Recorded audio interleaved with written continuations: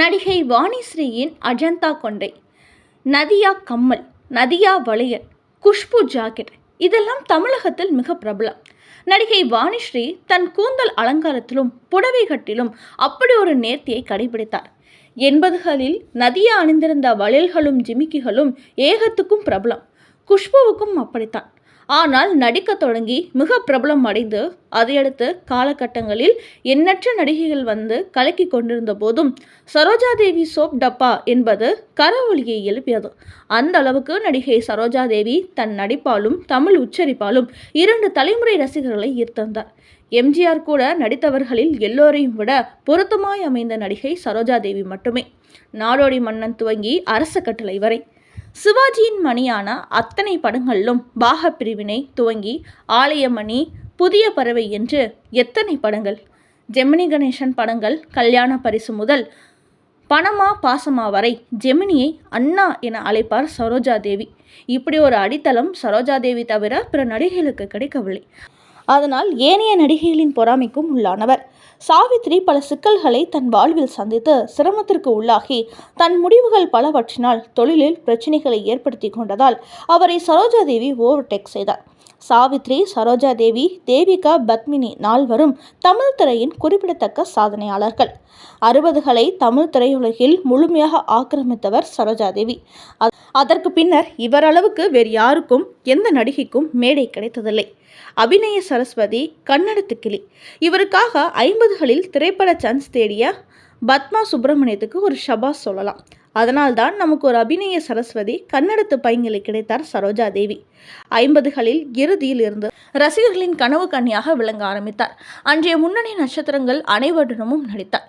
தெலுங்கு, கன்னடத்திலும் முன்னணி நாயகியாக விளங்கினார். 50களில் இறுதியிலும் 60களின் தொடக்கத்திலும் அவர் இல்லாமல் சாண்டோ சின்னப்ப தேவர் படமே எடுப்பதில்லை. அந்த அளவுக்கு சரோஜாதேவி ராசியில் அவருக்கு நம்பிக்கை. இந்த பந்தம் தேவரின் செங்கோட்டை சிங்கம் படத்தில் தொடங்கியது. தேவரின் முதல் படம் தாய்க்கு பின் தாரத்தை அவரது இளைய சகோதரர் M.A. திருமுகம் இயக்கினார். எம்ஜிஆர், பானுமதி நடித்தனர். தேவர் இயக்குனர் விவகாரங்களில் தலையை நுழைக்கிறவர். இது தம்பிக்கு பிடிக்கவில்லை. இருவரும் சண்டை போட்டு பிரிந்தனர். அண்ணன் தனியாக வேறு இயக்குனரை வைத்து நீலமலை திட்டனை எடுத்தார். படம் ஃப்ளாப். அடுத்து கன்னட நடிகர் உதயகுமாரையும் கன்னட பைங்கிலி சரோஜாதேவியையும் வைத்து செங்கோட்டை சிங்கத்தை எடுத்தார். அதுவும் சுமார். அண்ணனிடம் கோபித்து வேறு பேனரில் M.A. திருமுருகம் இயக்க படங்களும் பல்பு வாங்க அண்ணன் தம்பி இருவரும் வாழ வைத்த தெய்வம் படத்தில் மீண்டும் ஒன்றிணைந்தனர். இதில் தனது முந்தைய படம் செங்கோட்டை சிங்கத்தில் நடித்த சரோஜாதேவியை நாயகியாக்கினார் தேவர். அதன் பிறகு தேவர் தயாரித்த உத்தமை பெற்ற ரத்தினம், கொங்கு நாட்டு தங்கம் தவிர அனைத்து படங்களிலும் சரோஜாதேவி தான் நாயகி. தேவர் படம் தயாரித்தால் நாயகி சரோஜாதேவி என்பது எழுதப்படாத சட்டமானது. எம்ஜிஆருடன் தேவர் மனஸ்தாபத்தில் இருந்த 1960இல் அவர் எடுத்த யானைபாகன் படத்தில் உதயகுமார் நாயகனாக நடிக்க அவருக்கு ஜோடியாக சரோஜாதேவி நடித்தார். 1961இல் தாய் சொல்லை தட்டாதேயில் தேவரும் எம்ஜிஆரும் மறுபடியும் ஒன்றிணைந்தனர். நாயகி சரோஜாதேவி. அடுத்த வருடம் வெளியான தாயை காத்த தனியன், அதையடுத்து வெளியான குடும்பத் தலைவன், அதற்கடுத்து வெளியான தர்மம் தலைக்காக்கும் ஆகிய படங்களிலும் கன்னடத்து பைங்கிலி நாயகிதான். அதையடுத்து நீதிக்கு பின் பாசம் படத்தில் சரோஜாதேவி நடித்த போது தேவருக்கும் சரோஜாதேவியின் அம்மாவுக்கும் இடையில் சம்பள விஷயத்தில் கருத்து வேறுபாடு ஏற்பட்டது. படப்பிடிப்பு தொடங்கிவிட்டதால் வேறு வழியின்றி சரோஜாதேவியை சகித்து கொண்ட தேவர் அத்தோடு அவரை தலைமொழிகினார். நீதிக்கு பின் பாசம் படத்துக்கு பிறகு தேவர் வேட்டைக்காரன் படத்தை தொடங்கிய போது எம்ஜிஆரின் சைஸ் சரோஜாதேவியாகவே இருந்தது. ஆனால் தேவர் அதற்கு ஒப்புக்கொள்ளவில்லை. தேவரின் குணம் எம்ஜிஆருக்கு நன்றாக தெரியும். பிடிவாதக்காரர். அவரது இழுப்புக்கு செல்லவில்லை என்றால் எம்ஜிஆரை கூட வேண்டாம் என்பார். கடைசியில் தேவரின் விருப்பப்படி வேட்டைக்காரனில் சாவித்ரி ஒப்பந்தமானார். அப்படி 1958இல் தொடங்கிய தேவர் பிலிம்ஸ் சரோஜாதேவி பந்தம் 1963இல் முடிவுக்கு வந்தது. அதற்குள் தேவரின் தயாரிப்பில் 8 படங்கள் நடித்திருந்தார். சரோஜாதேவிக்கு பிறகு K.R. விஜயாவும் ஜெயலலிதாவும் அதிக அளவில் தேவர் தயாரித்த படங்களில் நடித்தனர். சரோஜாதேவியின் தாயார் சம்பள விஷயத்தில் கரராக இருந்து இதுபோல் பல தயாரிப்பாளர்களின் கோபத்துக்கு ஆளாகி மகளின் வாய்ப்பு பறிபோக காரணமாக இருந்துள்ளார். எனினும் சரோஜாதேவிக்கு இருந்த மார்க்கெட் காரணமாக இன்னும் நல்ல வாய்ப்புகள் அவருக்கு கிடைத்து முன்னணி நடிகையாகவே கடைசி வரை திகழ்ந்தார். நாடோடி மன்னன் படத்தில் எம்ஜிஆருக்கு ஜோடியாக சரோஜாதேவியை நடிக்க வைக்கும் பேச்சு எழுந்ததும் சிறு வேடங்களில் நடனமாடும் பெண் எம்ஜிஆர் எம்ஜிஆருக்கு ஜோடியா என்று பல எதிர்ப்புகள் தோன்றியிருக்கின்றன. சரோஜா தேவிக்கு மேக்கப் மற்றும் ஸ்கிரீன் டெஸ்ட் முடிந்தது. யோசித்தபடி உட்கார்ந்த எம்ஜிஆரிடம் பக்கத்தில் இருந்த சிலர், அந்த பெண் காலை தாங்கி தாங்கி நடக்கிறாள், கதாநாயகி வேடத்துக்கு சரிபட்டு வருமா என்று கேட்டிருக்கிறார்கள். அதற்கு எம்ஜிஆர், அந்த நடையும் அழகாகத்தான் இருக்கிறது என்று குறை சொன்னவர்களின் வாயை அடைத்திருக்கிறார். இதன் பிறகு எம்ஜிஆருடன் 26 படங்களில் ஜோடி சேர்ந்து நடித்தார் இந்த அபிநய சரஸ்வதி. ஜெமினி கணேசுடன் கல்யாண பரிசு படத்தில் நடிக்கும்போது சரோஜா தேவிக்கு சுத்தமா தமிழ் தெரியாது. 1 ரூபாயை வரு ரூபா என்று உச்சரித்து பல டெக் வாங்கி டைரக்டர் ஸ்ரீதரை டென்ஷன் ஆக்கியிருக்கிறார். ஒரு கட்டத்துக்கு பிறகு ஜெமினி கணேசனை வசனங்களை சொல்லிக் கொடுத்திருக்கிறார். இதனால் தான் பேச வேண்டிய வசனங்களை மறந்து விடுவாராம் ஜெமினி.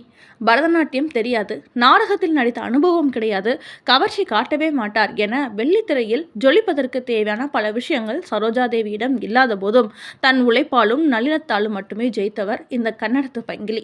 ஆனால் எம்ஜிஆர் சரோஜா தேவி ஜோடியாக நடித்தால் அந்த படத்தை பார்க்க ரசிகர்கள் குவிய தொடங்கினர்.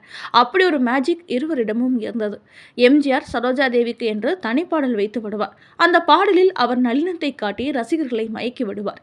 எம்ஜிஆர் நடித்த எல்லா படங்களிலும் சரோஜா தேவிக்கு என்று ஒரு தனிப்பாடல் இருக்கும். நிறைய பாடல்கள் இருந்தாலும் எம்ஜிஆர் ஓப்பனிங் சாங் இருப்பது போல சரோஜா தேவிக்கும் ஓப்பனிங் சாங் இருக்கும். நாடோடி மன்னன் படத்தில் மேக்கப் டெஸ்டில் சரோஜா தேவி நடப்பது வாத்து நடை போல இருக்கிறது என்று கிண்டல் செய்தவர்களை எம்ஜிஆர் எப்படி வாயடிக்க வைத்தாரோ, சரோஜா தேவியின் ஒவ்வொரு பாடலிலும் இந்த வாத்து நடை டான்ஸ் கண்டிப்பாக இருக்கும். அதுவும் ரசிக்க வைக்கும். பின்னாளில் மேடை நிகழ்ச்சி நடத்துபவர்கள் சரோஜா தேவியின் இந்த வாத்து நடை டான்ஸ் 2 கைகளையும் அசைத்து விரித்து காட்டி ரசிக்க வைப்பார்கள். சரோஜா தேவி மட்டும் சம்பள விஷயத்தில் கொஞ்சம் விட்டு கொடுத்திருந்தால் இன்னும் நிறைய படங்களில் எம்ஜிஆருடன் ஜோடி சேர்ந்து நடித்திருக்கலாம். அந்த வாய்ப்பை அவரது அம்மாவால் சரோஜா தேவி இழந்தார். என்னதான் சொன்னாலும் எம்ஜிஆர் சரோஜா தேவி ஜோடி ஒரு எவர்கிரீன் ஜோடி. காலத்தால் அழியாத அந்த ஜோடிகளை, இந்த படங்களை, இந்த பாடல்களை கேட்டுக்கொண்டே இருக்கலாம். அவரின் காஸ்டியூம் அன்றைய பெண்களை மிகவும் கவர்ந்தது. சரோஜா தேவி வாத்து நடை நடக்கிறார் என்று கிண்டல் செய்தவர்களை வாயடித்து போகும் அளவுக்கு உயர்த்தி காட்டும் தன் முனைப்பு எம்ஜிஆர் அவர்களை விட்டால் வேறு யாராலும் முடியாது. சரோஜா தேவியின் சம்பளம் விஷயம் ஒரு புறம் இருந்தாலும் சரோஜா தேவி எம்ஜிஆரிடமிருந்து பிரித்துவிட வேண்டும் என்று ஒரு கூட்டம் வேலை செய்து கொண்டிருந்தது. அதில் முக்கியமானவர் ஆர்.எம். வீரப்பன். அரசு கட்டளை படத்தில் சரோஜா தேவிக்கும் ஆர்.எம். வீரப்பனுக்கும் நடந்த மோதலால் மனதில் சரோஜா தேவியை சேரவிடக்கூடாது என்பதில் உறுதியாக இருந்தார் என்று பேசப்பட்டது. அதனால்தான் காவல்காரன் படத்தில் கூட ஜெயலலிதாவை நாயகியாக்கி சரோஜா தேவியை ஓரம் கட்டினார். இப்படி சரோஜா தேவி எம்ஜிஆர் ஜோடியாக நடிக்க தடையாக இருந்தவர்கள் மறைந்த முன்னாள் முதல்வர் ஜெயலலிதா அவர்களும் ஆர்.எம். வீரப்பனும் என்று பேசப்பட்டது. சரி மக்களே, மற்றும் ஒரு வீடியோவில் சந்திப்போம். நன்றி.